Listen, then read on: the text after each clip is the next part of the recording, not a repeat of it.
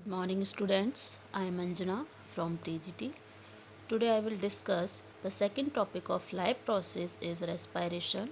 So what is respiration? Process of the release of energy in the form of ATP from glucose molecule that are broken down to carbon dioxide and water molecule. ऐसा process जिसमें हम energy को release करते हैं in the form of ATP जो हमें किससे मिलता है ग्लूकोज से and that are broken down into the carbon dioxide जो किसमें टूट जाता है carbon dioxide and water molecule में. We will also discuss the photosynthesis where the CO2 and H2O combined with each other and form a glucose. So the glucose is broken down and form the carbon dioxide and water molecules. Now respiration. How many types of respiration? So the respiration is two type, aerobic respiration and anaerobic respiration. So what is aerobic respiration? Take place in the presence of free oxygen. Aerobic respiration में हमें किसकी need होती है? Oxygen की need होती है. A part of the respiration, ये एक पार्ट होता है रेस्पिरेशन प्रोसेस का जिसमें दो प्रोसेस होती हैं. First is glycolysis where occur in cytoplasm and the second is Krebs cycle which occur in mitochondria. So the aerobic respiration we need a oxygen and the process occur is glycolysis and Krebs cycle, and third one is complete oxidation of food. Aerobic respiration में क्या होता है बेटा? Complete oxidation होता है food का. जो भी हमारा फूड है, जो हम लोगों ने जब डाइजेशन पढ़ा तो हम लोग क्या करते हैं, सबसे पहले फूड को इनटेक करते हैं. तो जो भी फूड हम लेते हैं उसका कंप्लीटली ऑक्सीडेशन होता है in aerobic respiration. And next है the 38 ATP molecules are produce. और इस प्रोसेस में, इस पूरी प्रोसेस में ग्लाइकोलाइसिस एंड क्रेब्स साइकिल में 38 ATP का क्या होता है? फॉर्मेशन होता है. And the end product is formed CO2 and H2O. और वेयर जहाँ पर हमारा जो एंड प्रोडक्ट होता है वो क्या होता है? CO2 एंड H2O यहाँ पर फॉर्म्ड होता है. नेक्स्ट सेकंड की बात करेंगे. Anaerobic respiration we all knows the take place in the absence of oxygen. ये प्रोसेस जो होती है ऑक्सीजन की एब्सेंस में होती है. Whole process respiration takes place in cytoplasm. थोड़ा सा बेसिक डिफरेंस है यहाँ पर.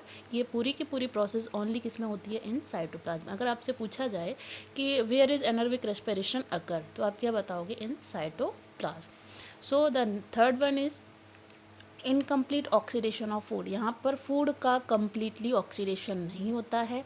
And fourth one is 2 ATP molecule are produce. यहाँ पर हमारे कितने ATP प्रोड्यूस होते हैं? 2 ATP प्रोड्यूस होते हैं. हम आगे डिस्कस करेंगे कि ये what is the 38 ATP and 2 ATP, इनका काम क्या है और ये कैसे फॉर्म्ड होते हैं. नाउ हम बात करते हैं, इसका लास्ट पॉइंट है end product formed are ethyl alcohol and CO2 and lactic acid. अब जो एथिल अल्कोहल होता है इसका फॉर्मूला होता है C2H5OH. जब हमारा ये प्रोसेस चलता है एनारोबिक रेस्पिरेशन का तो हमारा वहाँ पर तीन चीज़ों का फॉर्मेशन होता है. एक तो हमारा एथिल अल्कोहल बनता है, दूसरा हमारा CO2 जो किस में प्रेजेंट होता है? इन ईस्ट, एंड लैक्टिक एसिड जो किस में होता है? ह्यूमन में. ठीक है. नाउ हम बात करते हैं इसके आगे की प्रोसेस है एरोबिक रेस्पिरेशन. देखिए हमने पढ़ा था कि जो ग्लूकोज होता है वो प्रोसेस करता है ग्लाइकोलाइसिस की एंड देन वो क्या बनाता है? पायरुवेट. एक प्रोसेस चलता है हमारे यहाँ पर. जो ग्लाइकोलाइसिस होता है वो ब्रेक डाउन होगा. ग्लाइकोलाइसिस का मतलब क्या है? Break down of glucose. जब हमारा ग्लूकोज जो है ब्रेक डाउन होता है तो वो लास्ट में जाकर बनाता है पायरुविक एसिड, या हम इसे कह सकते हैं पायरुवेट. और वही पायरुवेट फिर क्या करता है? क्रेब्स साइकिल में जाकर in the presence of CO2 and जो भी हमारा H2O वगैरह होता है वो बाद में उस क्रेब्स साइकिल में अपनी पूरी प्रोसेस करता है. और उस क्रेब्स साइकिल जो कंप्लीट होती है तो फिर हमारा वहाँ पर बनता है CO2 और H2O. और बाद में ये जब दोनों प्रोसेस हो जाती हैं तो वहाँ पर हमारे 38 ATP का क्या होता है? फॉर्मेशन होता है. सो देखिए C6H12O6 हमारा ग्लूकोज का फॉर्मूला है. मतलब इसमें हमारे जो ग्लूकोज के मॉलिक्यूल्स हैं वो कितने हैं? 6 कार्बन. मतलब हमारे यहाँ पर 6 कार्बन कंपाउंड प्रेजेंट हैं. और जो हमने पढ़ा था कि एरोबिक रेस्पिरेशन होता है, अगर प्रोसेस साइटोप्लाज्म में होगी तो वहाँ पर हमें O2 का रिक्वायरमेंट नहीं होगा. तो जब हमारा ये जो ग्लूकोज था ब्रेक डाउन हुआ तो उसने पायरुवेट बनाया. और जब ये पायरुवेट प्रोसेस हुई तो यहाँ पर हमारी अब क्या चलने लगेगी, क्रेब्स साइकिल। जब ये क्रेब्स साइकिल यहाँ पर कंप्लीट होगी तो यहाँ पर हमें किसकी नीड होगी, ऑक्सीजन की, क्योंकि माइटोकॉन्ड्रिया जो होती है हमारी बॉडी के अंदर होती है। हम लोगों ने पढ़ा हुआ है 9th क्लास में कि माइटोकॉन्ड्रिया एक लिविंग ऑर्गेनेली होता है जो ह्यूमन बॉडी के अंदर प्रेजेंट होता है, प्रोसेस को करवाता है, यानी कि एनर्जी का प्रोडक्शन करवाता है। माइटोकॉन्ड्रिया को हम power house of the cell भी कहते हैं। तो यहाँ पर क्या होगा कि जब माइटोकॉन्ड्रिया की प्रेजेंस में जो पायरुवेट है वो अपनी रिएक्शन करेगा तो यहाँ पर हमारा किसका फॉर्मेशन होगा, 6CO2 + 6H2O का यहाँ पर क्या होगा, फॉर्मेशन होगा। अब जब ये यहाँ पर 6H2O बनेगा और यहाँ पर हमारा जो एरोबिक रेस्पिरेशन है यहाँ पर 38 ATP का फॉर्मेशन होगा। नेक्स्ट हम बात करते हैं एनारोबिक रेस्पिरेशन। अब ये जो रेस्पिरेशन है एनारोबिक रेस्पिरेशन, ये 2 स्टेप में कंप्लीट होता है। फर्स्ट देखिए इसमें क्या है कि सी से जो हमारा ग्लूकोज था साइटोप्लाज्म में इसकी रिक्वायरमेंट मतलब साइटोप्लाज्म में इसकी प्रोसेस हुई एंड देन यहाँ पर क्या हुआ, O2 की हमें रिक्वायरमेंट नहीं थी। यहाँ पर हमारा क्या बना, पायरुवेट, फिर से वही बनेगा। दूसरी रिएक्शन जो होगी यहाँ पर किस में होगी, केवल और केवल साइटोप्लाज्म में, क्योंकि हमने पढ़ा था कि ऊपर हमने पढ़ा था कि जो एनारोबिक रेस्पिरेशन होता है वो कहाँ होता है, साइटोप्लाज्म में कंप्लीट होता है। तो यहाँ पर क्या बना हमारा, एथिल एल्कोहल बना, CO2 बना और यहाँ पर हमारी जो ATP फॉर्म्ड हुई वो कितनी हुई, 2 ATP का फॉर्मेशन हुआ।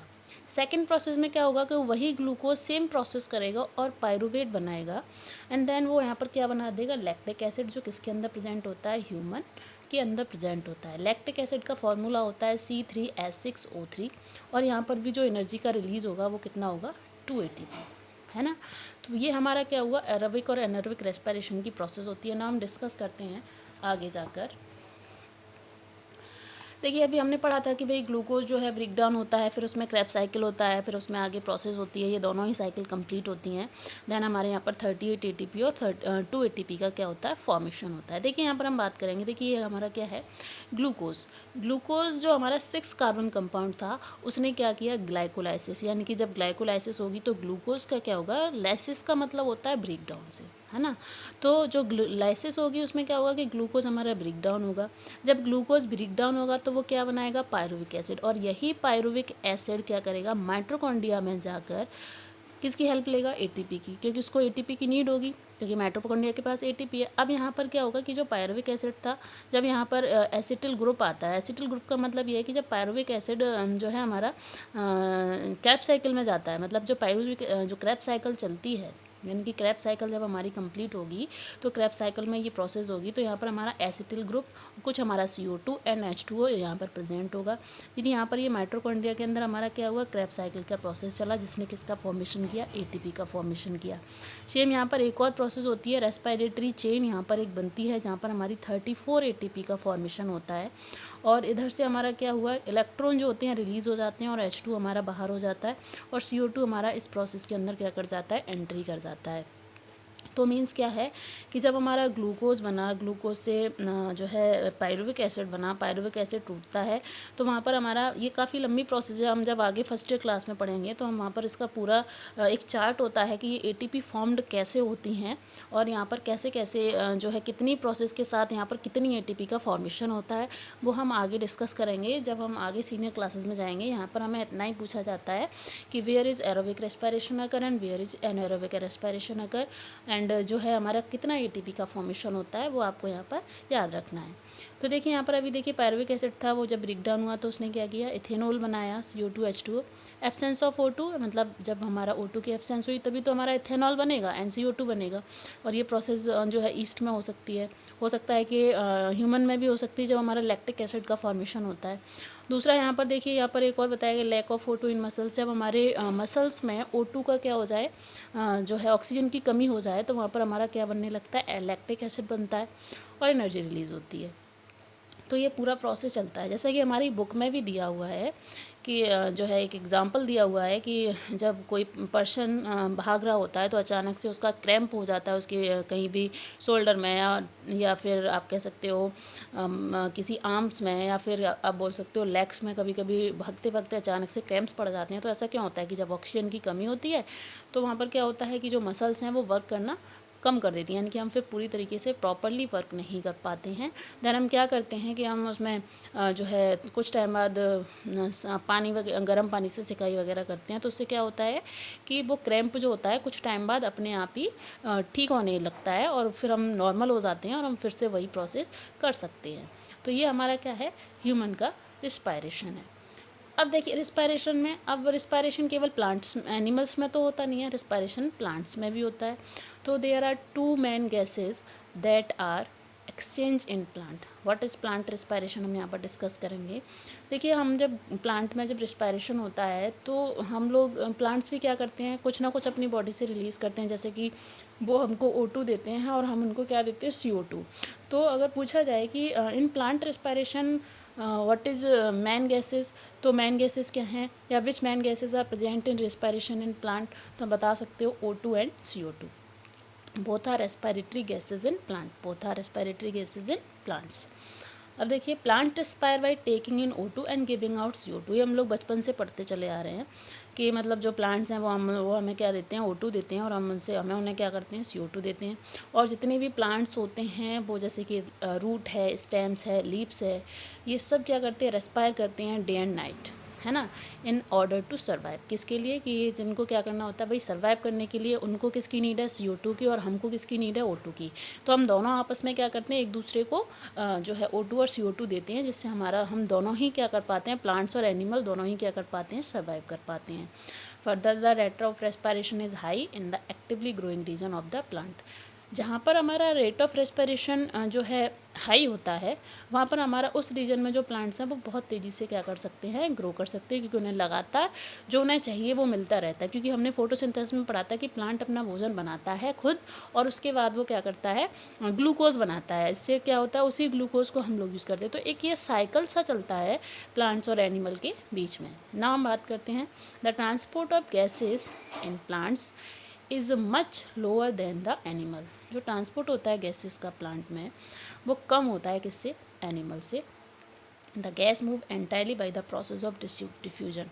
और ये जो जितनी भी प्रोसेस होती है आदान प्रदान की या एक्सचेंज ऑफ गैसेस जो भी होता है वो किससे होता है, डिफ्यूजन। अब डिफ्यूजन क्या होता है, हम लोग केमिस्ट्री में भी पढ़ते हैं डिफ्यूजन। व्हाट इज़ डिफ्यूजन, कि मतलब higher concentration to lower concentration, मतलब किसी भी सबस्टेंस का या किसी भी चीज़ का जाना हायर कंसंट्रेशन से लोअर कंसंट्रेशन में, तो वो हमारा क्या होता है, डिफ्यूजन होता है।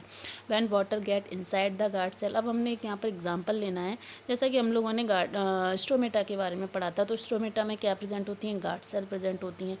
जब उनमें गार्ड सेल प्रेजेंट होती हैं तो जब उसमें वाटर का लेवल कम या ज़्यादा होता है, जो प्रोसेस चलती है उसमें डिफ्यूजन की, तो उससे क्या होता है, उनकी ओपनिंग होती है और क्लोजिंग होती है। सो वही यहाँ पर हम डिस्कस करेंगे कि when water get inside the guard cell, जब वाटर गार्ड सेल के अंदर जाता है, there turgor pressure is increase. तो उनके अंदर का टर्गर प्रेशर, मतलब उनका जो प्रेशर होता है वो क्या हो जाता है, इंक्रीज, एंड दे एक्सपेंड, और वो क्या हो जाते हैं, एक्सपेंड हो जाते हैं। As a result the stomata pore are open, और इससे जो स्टोमेटल पोर्स होते हैं वो क्या हो जाते हैं, ओपन हो जाते हैं।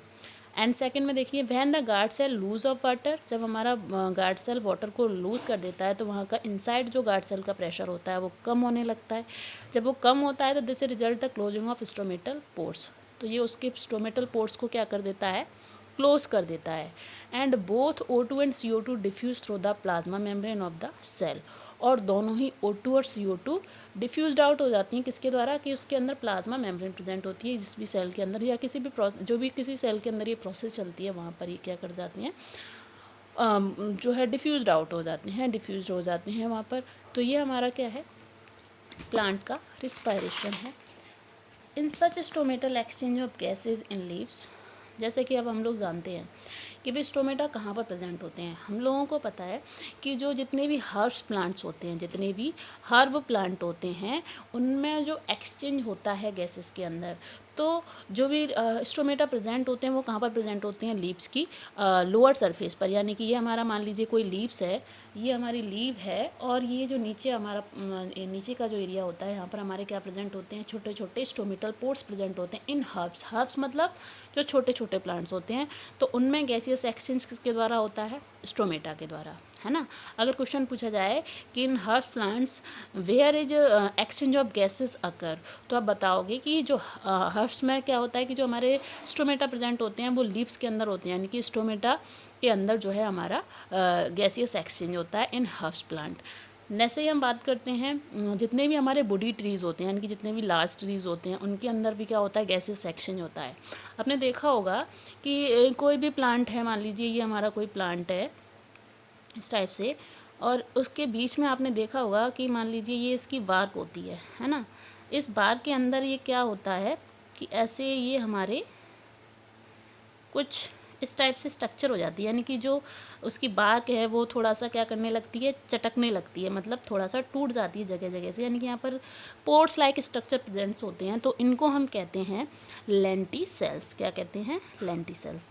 तो यानी कि अगर पूछा जाए क्वेश्चन आपसे कि in woody plants where is gaseous exchange occur, या which part of gaseous exchange occur in woody plants, तो आप बता सकते हो कि लेंटिसेल जो होते हैं उनके द्वारा जो है जितने भी वुडी प्लांट्स होते हैं वो क्या करते हैं, गैसियस एक्सचेंज करते हैं। ठीक है बेटा, तो ये हमारा क्या हो गया, इन प्लांट्स के रिस्पिरेशन। तो क्वेश्चन आपसे यही पूछा जाता है कि मतलब प्लांट्स जो है आपका हर्ब्स प्लांट्स हैं उनमें कहाँ पर आपका गैसेस एक्सचेंज होता है, और जो बड़े बड़े प्लांट्स हैं उनमें किस जगह जो है आपका गैसेस एक्सचेंज होता है और किस पार्ट में होता है, या उसका नाम बताइए। तो आप बता सकते हो कि पहला जो है हमारा क्या है, लेंटिसेल, और दूसरा हमारा क्या है, स्टोमेटल या स्टोमेटल पार्ट कह सकते हैं या स्टोमेटा कह सकते हैं। वहाँ पर हमारे जितने भी छोटे प्लांट्स होते हैं उनमें क्या होता है, ये रेस्पिरेशन होता है स्टोमेटा में, और जो बड़े प्लांट्स होते हैं वो लेंटिसेल्स के द्वारा अपना गैसेस एक्सचेंज कंप्लीट करते हैं ना। हम इसका लास्ट टॉपिक पढ़ेंगे कि देखिए गैसेस एक्सचेंज इन एनिमल। अब जो गैसेस एक्सचेंज होता है वो एनिमल में होता है। यहाँ पर आपको क्वेश्चन पूछा जाता है हर बार कि मतलब कौन से ऐसे एनिमल हैं और किस पार्ट के द्वारा वो अपना रेस्पिरेशन करते हैं। तो देखिए अभी हम तो बात कर रहे हैं कि एनिमल रेस्पिरेशन की, तो फर्स्टली देखेंगे कि ये हमारे क्या हैं, कुछ एनिमल्स हैं और इनके कुछ रेस्पिरेटरी ऑर्गन्स हैं जो इसके द्वारा ये क्या करते हैं, अपना रेस्पिरेशन कंप्लीट करते हैं। तो देखिए हमारा फर्स्ट एनिमल है अमीबा। अमीबा जो है एक यूनिसेलुलर ऑर्गेनिज्म होता है, और ये यूनिसेलुलर ऑर्गेनिज्म होता है, इसके पास कोई भी एक पर्टिकुलर पार्ट नहीं होता जिसके द्वारा ये क्या कर सके, अपना रेस्पिरेशन कर सके। तो इसीलिए डिफ्यूजन के द्वारा डिफ्यूजन की प्रोसेस करता है, और किसके अंदर करता है, बाई सेल मेम्ब्रेन, यानी कि सेल मेम्ब्रेन के द्वारा ये अपना रेस्पिरेशन क्या करता है, कंप्लीट करता है। तो आपसे पूछा जाए कि विच एनिमल, यानी कि अमीबा जो है हमारा, जो भी एनिमल है या अमीबा है, कोई भी एनिमल है, वो किस रेस्पिरेटरी ऑर्गन के द्वारा अपना रेस्पिरेशन करता है, तो आप बता सकते हैं। तो देखिए अमीबा जो है हमारा किसके द्वारा रेस्पिरेशन करता है, बाई सेल मेम्ब्रेन। अर्थवॉर्म जो होता है हमारा, ये किसका, स्किन के द्वारा करता है, क्योंकि अर्थवॉर्म मोस्टली आपने देखा होगा कि ये कहाँ रहते हैं, मिट्टी के अंदर रहते हैं, है ना। और बरसात के टाइम पर ये क्या होते हैं, एंड द रेनी सीजन ये क्या करते हैं, बाहर आ जाते हैं, क्योंकि इनको इनके अकॉर्डिंग जो है फेवरेबल टेम्परेचर मिलता है, तो वो आसानी से बाहर आ जाते हैं। और इनकी स्किन जो होती है बहुत मॉइस्ट होती है, मतलब बहुत चिकनी होती है, जिसके द्वारा ये अपना रेस्पिरेशन क्या करते हैं, कंप्लीट करते हैं। नेक्स्ट देखेंगे हमारा थर्ड जो है इंसेक्ट्स की बात करेंगे। तो इंसेक्ट जितने भी होते हैं उनके पास ट्रैकिया ट्यूब कह सकते हैं, ट्रैकियल ट्यूब कह सकते हैं, या फिर ट्रैकियल सिस्टम कह सकते हैं, जिसके द्वारा ये क्या करते हैं, अपने रेस्पिरेशन को कंप्लीट करते हैं। ऐसे हमारे जितने भी एक्वेटिक एनिमल्स हैं, जैसे कि प्राउन है, फिशेस हैं, टैडपोल्स हैं, ये सब हमारे क्या करते हैं, गिल्स के द्वारा अपना रेस्पिरेशन कंप्लीट करते हैं। और नेक्स्ट है आपका एम्फीबियन फ्रॉग में देखिए जो फ्रॉग है बेटा, ये 3 टाइप से अपना रेस्पिरेशन कंप्लीट करता है। एक है इसका पल्मोनरी रेस्पिरेशन, दूसरा है cutaneous respiration, third one is buccopharyngeal respiration. Pulmonary का मतलब होता है हमारे लंग से, किससे होता है, लंग से, यानी कि जो हमारा एनिमल है वो पल्मोनरी, अगर हमारा जो एम्फीबिया है यानी कि फ्रॉग जो है वो अगर रेस्पिरेशन करेगा बाई लंग्स, तो उसे हम क्या कहेंगे, पल्मोनरी। क्यूटेनियस यानी कि बाई स्किन, ये स्किन के द्वारा। मोस्ट इंपॉर्टेंट क्वेश्चन यहीं से पूछा जाता है कि जो क्यूटेनियस रेस्पिरेशन होता है वो किस में पाया जाता है, तो आप बता सकते हो फ्रॉग में। और ये पूछा जाता है कि क्यूटेनियस रेस्पिरेशन किस ऑर्गन के द्वारा होता है, तो आप बता सकते हो स्किन के द्वारा। नेक्स्ट है आपका थर्ड वन बक्कोफेरेंजियल। तो बक्कोफेरेंजियल जो होता है बेटा, बक्को का मतलब बक्कल कैविटी से होता है, यानी कि माउथ से होता है, और फेरेंजियल मतलब जो कैविटी होती है, तो यानी कि हमारे माउथ कैविटी से या फिर ओरल कैविटी से क्या करता है अपना रेस्पिरेशन। आपने देखा होगा कि जो हमारे फ्रॉक्स होते हैं, जब ये मतलब ज़मीन के अंदर होते हैं तो ये किसके द्वारा रेस्पिरेशन करते हैं, स्किन के द्वारा, और जब ये बाहर होते हैं तो ये किसके द्वारा रेस्पिरेशन करते हैं, लंग्स के द्वारा। इसी के बाद हमारा थर्ड आता है टेरेस्ट्रियल वर्टिब्रेट्स, यानी कि जो भी हमारे रिप्टाइल्स हैं, बर्ड्स हैं, मैमल्स हैं, ये सब किसके द्वारा रेस्पिरेशन करते हैं, इनका एक स्पेशल ऑर्गन होता है लंग्स, जिसके द्वारा ये क्या करते हैं अपना रेस्पिरेशन कंप्लीट करते हैं। तो ये है आपका पूरा रेस्पिरेशन का प्लांट और एनिमल का छोटा सा टॉपिक स्टार्टिंग का। आगे का टॉपिक हम नेक्स्ट बाद में पढ़ेंगे। तो थैंक यू सो मच।